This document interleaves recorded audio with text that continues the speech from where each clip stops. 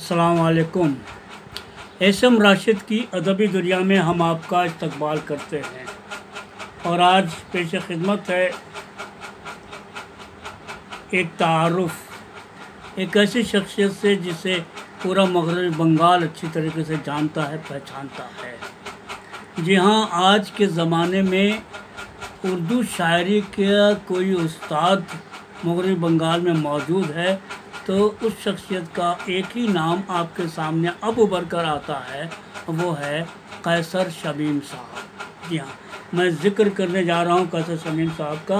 उनसे एक गायबाना आपके साथ तारुफ़ करवाना चाहता हूँ, उन लोगों के लिए ख़ासकर जो उर्दू लिखना पढ़ना नहीं जानते लेकिन शायरी को जानते हैं, पहचानते हैं और शायरी से उनका गहरा ताल्लुक़ है।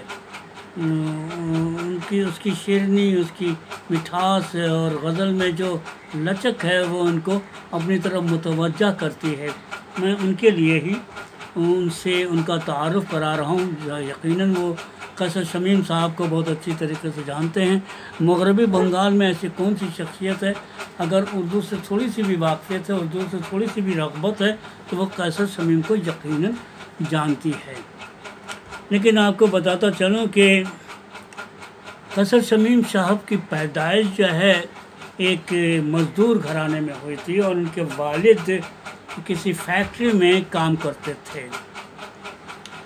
तो बचपना उनका जो है वो हावड़ा के एरिया में ही, शिवपुर के इलाके में, वो आसपास के इलाके में जहाँ वो पैदा हुए थे, उन्होंने गुर्बत को अपनी आँखों से देखा है बचपन से। मज़दूरों की हालात को अच्छी तरह से उन्होंने परखा है। समाज में जो बुराइयां हैं उन पर उनकी गहरी नज़र रही है। अमीरी और गरीबी के दरमियान जितने फ़र्क हैं वो उनकी आंखों के सामने जो हैं बिल्कुल अयां हैं। छोटी ज़ात और बड़ी ज़ात के बीच जो झगड़ा है उनसे भी वो पूरे तौर पर, मुकम्मल तौर पर अच्छी वाक़फ़ियत उनको मौजूद है। इसलिए उनकी शायरी में समाज में फैली हुई बुराइयां और उनके दर्द को आप आसानी से महसूस कर सकते हैं। और यही जो उनका आलमी नज़रिया है, यही जो उनकी पहचान है, यही जो उनके अशार हैं, जो सिर्फ़ एक प्रोपेगेंडा नहीं है बल्कि एक ऐसी ताकत है, एक ऐसी जिला है, एक ऐसा रूप है, एक ऐसी शक्ल है जो आपकी ज़िंदगी को निखारने में, ज़िंदगी को संवारने में, ज़िंदगी को समझने में पूरी मदद करती है। ऐसी शख्सियत का नाम है कैसर शमीम साहब।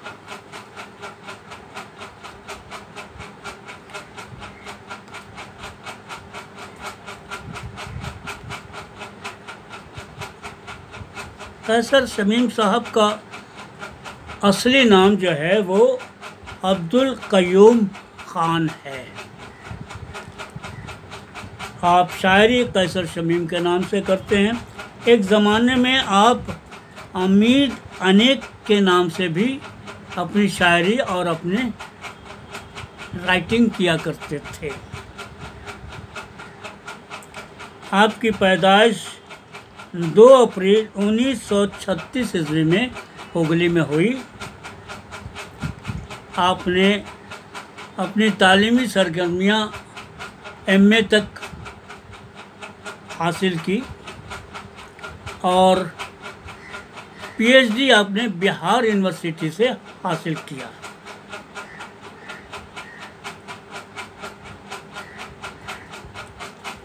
आपका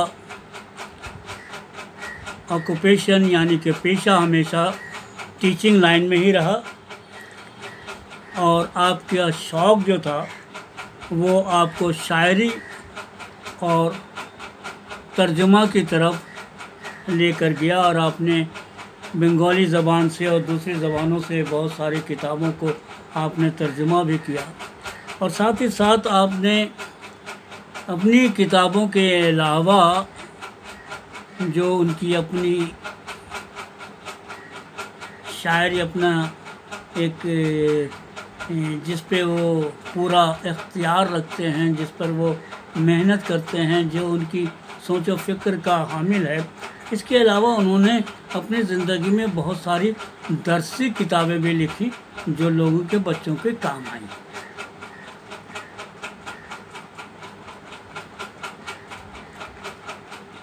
आप का घराना चूँकि बहुत ही कमज़ोर था, मज़दूर की उस वक्त क्या हैसियत थी, और पर तमाम बच्चों की देखभाल करना और घर की पूरी जिम्मेदारी एक बाप के कंधे पर हो, तो जाहिर बात है कि वहाँ परेशानियाँ जो हैं हमेशा से कायम रहती हैं।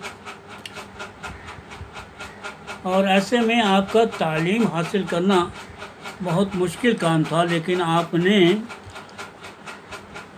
अपनी तालीम को मुकम्मल किया।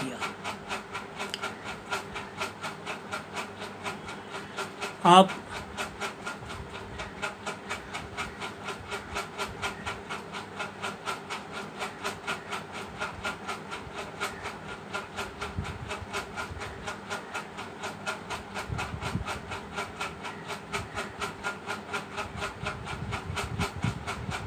आपने मदरसा आलिया से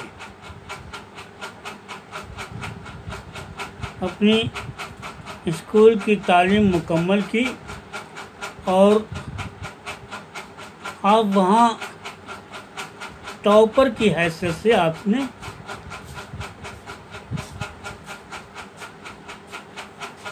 ज़िंदगी की शुरुआत की। और फिर तालीम जारी करने के लिए आप हावड़ा में चले आए, चूँकि आपको अपनी तालीम पूरी करनी थी।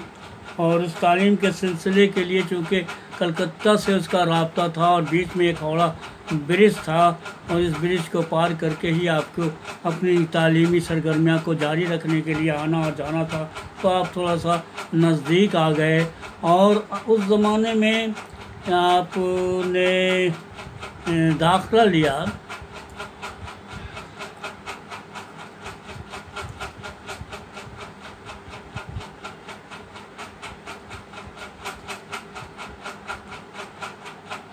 मौलाना आज़ाद कॉलेज में। वहाँ से आपने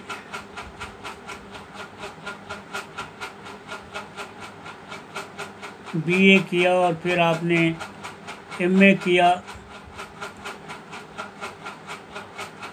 और एमए करने के बाद आपने अपनी नौकरी की शुरुआत की एज ए असिस्टेंट टीचर। आप हावड़ा मुस्लिम हाई स्कूल में, जो 45 विलियर्स रोड हावड़ा 1 में है, वहाँ आपने 1 मार्च 1957 से लेकर के 1968 तक अपनी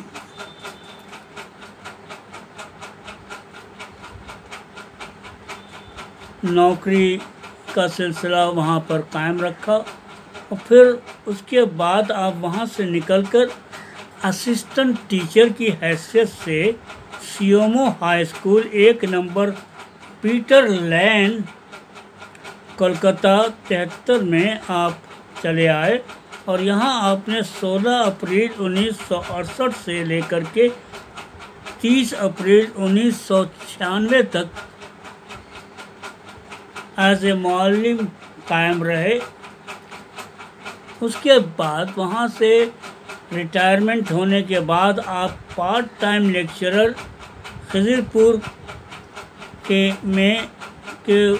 खिज़िरपुर कॉलेज में उर्दू में as a part time lecturer की हैसियत से आपने काम शुरू किया इवनिंग सेशन में।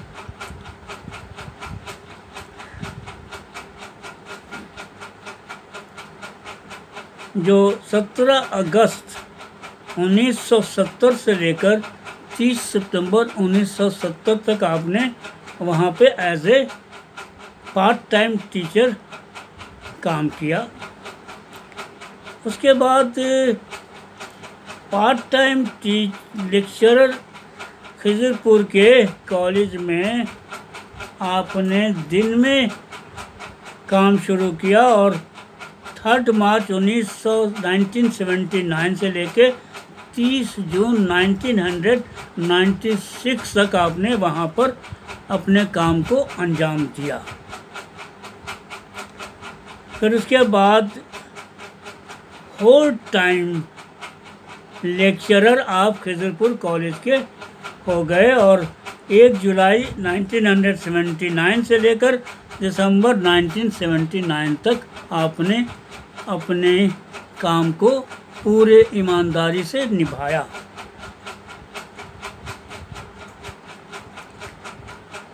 फिर as a guest lecturer Calcutta university department Urdu में आपने काम किया और वहाँ पर 24 अप्रैल 1989 से 30 मार्च 2001 तक आप वहाँ पे एज ए गेस्ट लेक्चरर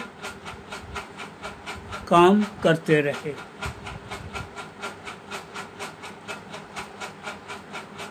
उसके अलावा आप sub editor part time night shift में आपने आज़ाद हिंद के लिए जो रोज़ाना निकलता था उसमें सन 1961 से लेकर 1969 तक आपने एज ए सब एडिटर काम किया। और दूसरा आपने एज ए एडिटर हावड़ा के एक हावड़ा टाइम्स में जो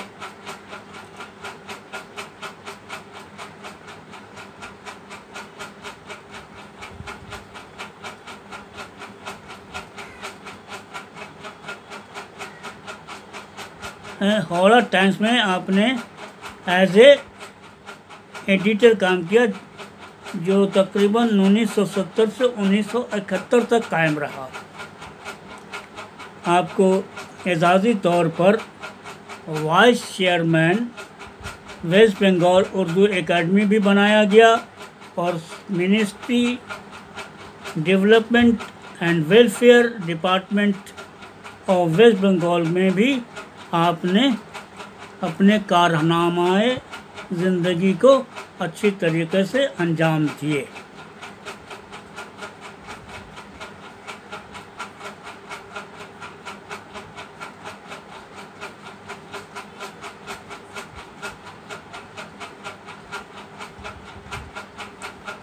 आपने कई किताबें शाये की हैं गज़लों की, नज़मों की। उनकी जो पहली किताब मंज़र आम पर आई उनका नाम था सातों का समुंदर।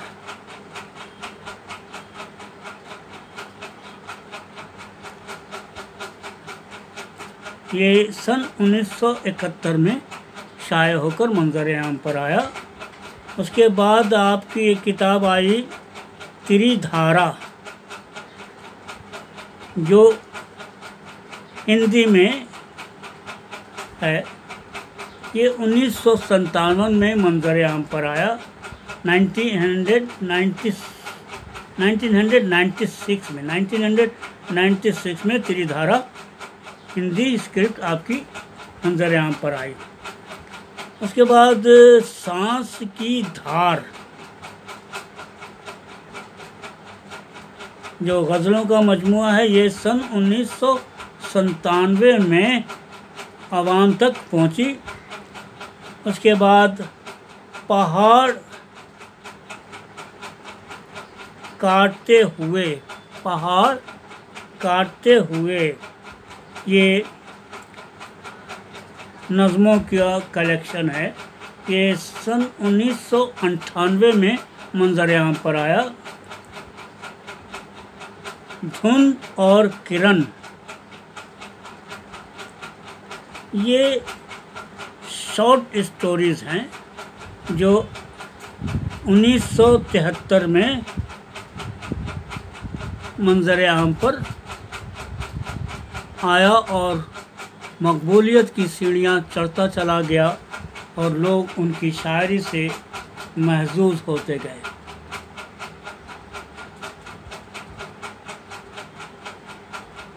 तो दोस्तों, कैसर शमीम साहब जब मौलाना आज़ाद गए तो उनकी मुलाकात जो है वो परवेज़ शाहिदी वगैरह से हो गई, और जब उनसे हो गई तो उन्होंने प्रोग्रेसिव राइटर्स एसोसिएशन में मुस्तकिल अपना नाम लिखवा लिया और हमेशा उसमें वो शामिल रहे।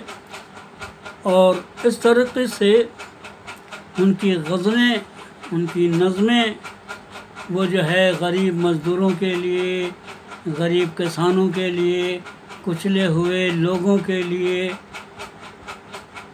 दुनिया में जो ऊंच और नीच का सिलसिला कायम है उसके ख़िलाफ़ आवाज़ बुलंद करने की एक बड़ी कोशिश उन्होंने की और उनको सराहा भी गया।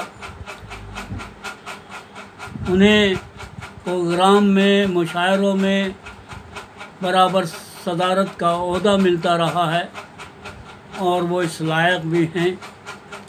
सिर्फ यही नहीं बल्कि सिर्फ मगरबी बंगाल में नहीं, पूरे हिंदुस्तान में वो उतने ही मकबूल हैं जितना मगरबी बंगाल में।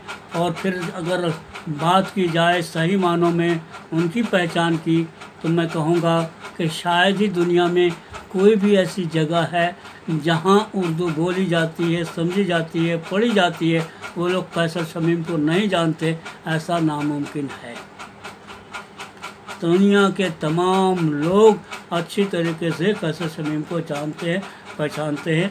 एक बहुत ही मुखलिस और सादा किस्म के इंसान हैं, बहुत ही प्यारी शख्सियत है उनकी कि सबसे मोहब्बत करना उनका सबसे पहला काम है। और सबसे बड़ी बात है कि जो उन्होंने सीखा है, जो उन्होंने जाना है, जो उनकी ज़िंदगी, जो शायरी वो करते, उन्होंने उन शायरी को अपने तक कायम नहीं रखा, उसे ट्रांसफ़र किया है, उसे नई ज़िंदगियां दी हैं, नए लोगों को जो है उन्होंने अपना शागिर्द बनाया है सैकड़ों की तादाद में, ताकि उर्दू ज़बान उनके बाद भी उसी तरह पनपता रहे और कायम रहे। उनके शागिर्दों में या उनके चाहने वालों में, उनसे मोहब्बत करने वालों में कुछ अजीम नाम हैं जो उर्दू उनके बाद भी उसी तरह कायम रखने में पूरी तरीके से अपनी ज़िंदगी को झोंक देंगे। उन नामों में है इस्माइल परवाज़ है, आपके अशरफ याकूबी है, ज़मीर यूसुफ़ है और नसीम अजीज़ी वगैरह बहुत सारे लोग हैं उनके दीवाने। उनके बहुत सारे शागिर्द हैं।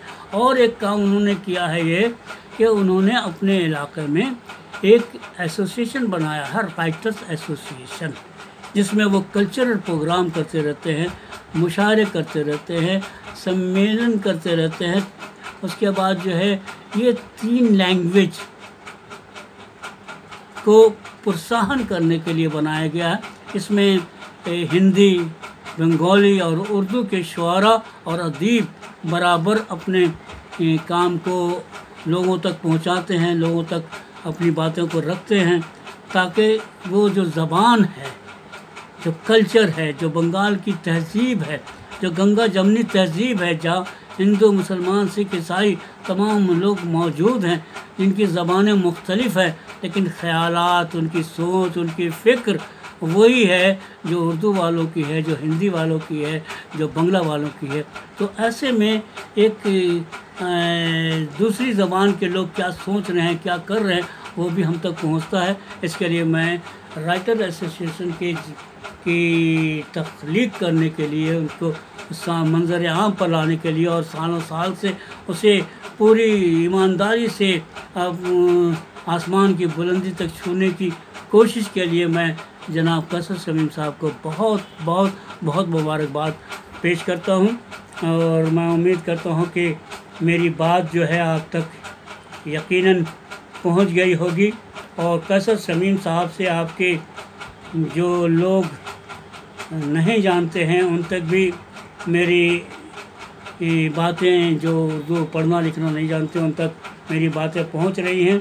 और अगर उन्हें मेरी बात पसंद आई हो और कर उनको समझ में आया हो, कसर शमीम साहब उनके दिलो दिमाग पर कुछ असर कर सकते हों और उन्हें जानने की कोशिश करते हो, तो आप उनकी गज़लों को पढ़ें, उनकी गज़लों को सुनें, उनके नज़मों को सुनें, उनकी कहानियों को सुनें। या वो सिर्फ गज़लें और ये नहीं कहते, बल्कि उनकी कहानी तो तकरीबन हिंदुस्तान के बड़े से बड़े मैगज़ीन, बड़े से बड़े अखबारात में उनकी तहक़ीक़ी मज़ामीन, उनकी शॉर्ट स्टोरीज़, उनके तर्जुमे, उनकी अपनी गज़लें और नज़में बराबर शाये होती रहती है। ऐसे कोई भी बड़ा से बड़ा पेपर नहीं है, अखबार नहीं है, बड़े से बड़े मैगज़ीन नहीं है जहाँ कैसर शमीम साहब को इज़्ज़त नहीं दी गई है और उन्हें नहीं सराहा गया है। यकीनन वो इसके मुस्तहक़ थे और उन्होंने पूरी ईमानदारी से उर्दू की खिदमत की है। इसके लिए बहुत बहुत उन्हें मुबारकबाद। जब हो रही है तो मैं कोशिश कर रहा हूँ, एक गज़ल उनकी है, शायद मैं पढ़ सकूँ।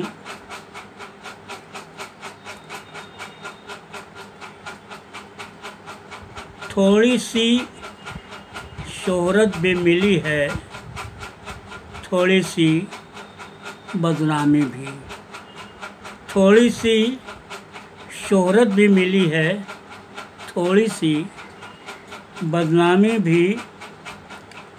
मेरी सीरत में ऐ कैसर, मेरी सीरत में ऐ कैसर, खूबी भी है खामी भी।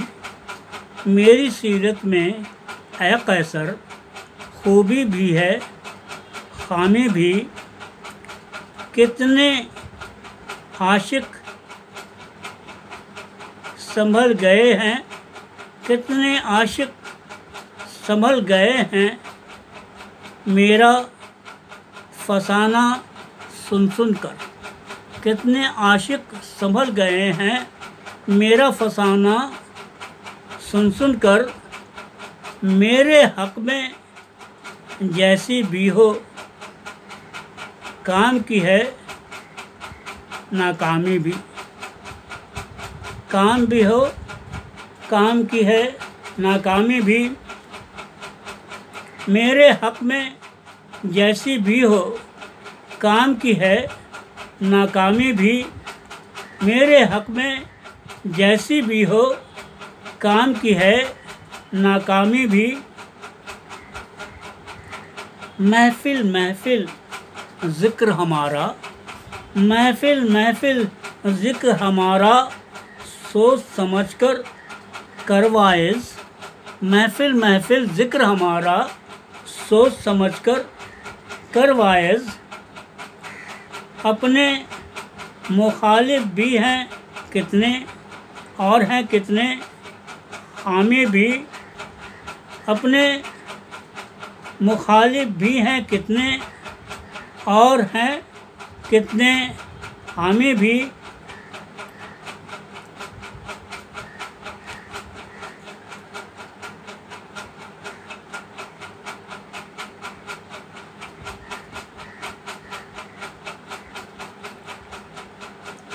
ऐसा तो मुमकिन ही नहीं है चाँद में कोई दाग न हो। ऐसा तो मुमकिन ही नहीं है चाँद में कोई दाग न हो। जिसमें होगी कुछ भी खूबी, जिसमें होगी कुछ भी खूबी, उसमें होगी खामी भी।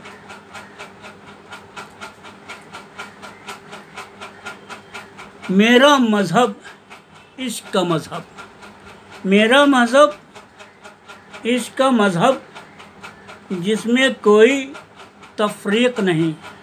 मेरा मज़हब इश्क़ का मज़हब, जिसमें कोई तफ़रीक़ नहीं। मेरे हल्के में आते हैं तुलसी भी और जामी भी। मेरे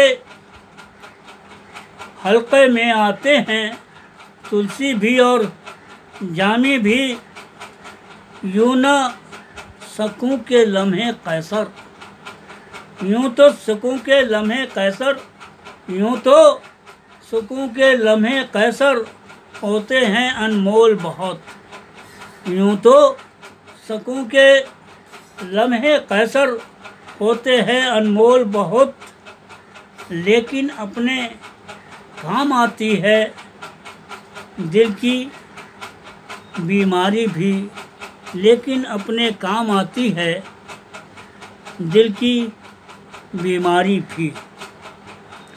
तो दोस्तों, अगर उनके मैं कोई अशार नहीं पढ़ता या कोई गज़ल नहीं पढ़ता तो कैसर शमीम साहब की बात जो है नामुकम्मल रहती। उन्हें उर्दू एकेडमी की तरफ से अवार्ड से नवाजा गया है, उन्हें भारतीय भाषा परिषद की तरफ से अवार्ड से नवाजा गया है, उन्हें फ़नकार एकेडमी की तरफ से अवार्ड से नवाजा गया है। फ़नकार एकेडमी एक कल्चरल ऑर्गेनाइजेशन है और दिलीप कुमार अवार्ड वो हर साल पेश किया करता है, जो राइटर्स को भी दिया जाते हैं और थिएटर वर्कर्स को दिए जाते हैं, फिल्म वालों को दिए जाते हैं।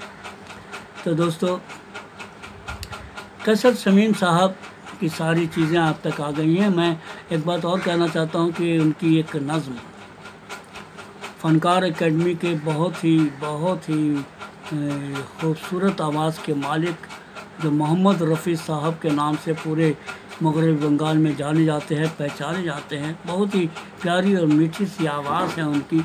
उन्होंने वैसे तो बहुत सारे गीत गाए हैं, बहुत सारे लोगों के गीत गाए हैं, लेकिन उन्होंने कहा कि राशिद भाई, जब तक कैसर शमीम साहब की कोई गज़ल या कोई नज़म मैं ना गा दूँ तो ये मगरबी बंगाल के साथ बहुत बड़ी नाइंसाफ़ी होगी।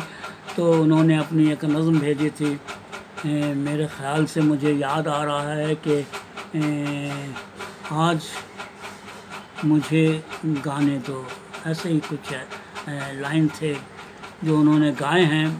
बहुत ही प्यारी नज़म है, बहुत ही खूबसूरत आवाज़ के मालिक जनाब मोहम्मद आरफ़ी साहब ने उसे अपनी बहुत ही दिल की गहराइयों से बहुत ही अच्छी मौसीकी के साथ इस नज़म को जो है वो गाया है। मैं उम्मीद करता हूँ कि बहुत जल्द यह मंज़र आम पर भी आ जाएगा और ये मेरे फ़नकार एकेडमी की तरफ से, हम लोगों की तरफ से उनके लिए एक प्यार भरा, मोहब्बत भरा नजराना है। मैं उनका एहसान मानता हूँ, उनका बहुत बड़ा एहसान है कि उन्होंने अपनी नज़म इनायत की, यही बहुत बड़ी बात है। मैं फ़नकार एकेडमी की तरफ से भी उनको बहुत बहुत मुबारकबाद पेश करता हूँ। तो दोस्तों, बहुत बातें हो गई हैं, कुछ अच्छी और कुछ खट्टी और मीठी बातें। हो सकता है कुछ उसमें बहुत सारी चीज़ें अभी बहुत छूट गई हैं, बहुत सारे लोग छूट गए होंगे, मैं उनसे माफ़ी चाहता हूँ। वैसे भी मेरी सेहत उतनी अच्छी नहीं रहती है, मैं ज़्यादा देर तक बोल नहीं सकता। और जहाँ तक कैसर शमीम साहब का ताल्लुक़ है कि अगर उनके बात, उनकी तमाम चीज़ों को अगर खंगाला जाए, उनके ऊपर अगर गहरी नज़र रखी जाए और उनकी चीज़ों को अगर सामने उजागर किया जाए तो कम से कम 48 घंटे तो वीडियो के चाहिए, तब जाकर के मुकम्मल भी नहीं होगा कैसर शमीम साहब की तमाम चीज़ों को पेश करने की ताकत ख़त्म हो जाएगी। तो दोस्तों, इजाज़त दीजिए, फिर मिलेंगे। अगर आपको मेरी ये बात, मेरे ये तारुफ़ पसंद आया हो तो ज़रूर से ज़रूर लाइक कीजिएगा। आपका इजाज़त दीजिए। इस राशिद की अदबी दुनिया को फिर मिलेंगे। अल्लाह हाफ़िज़।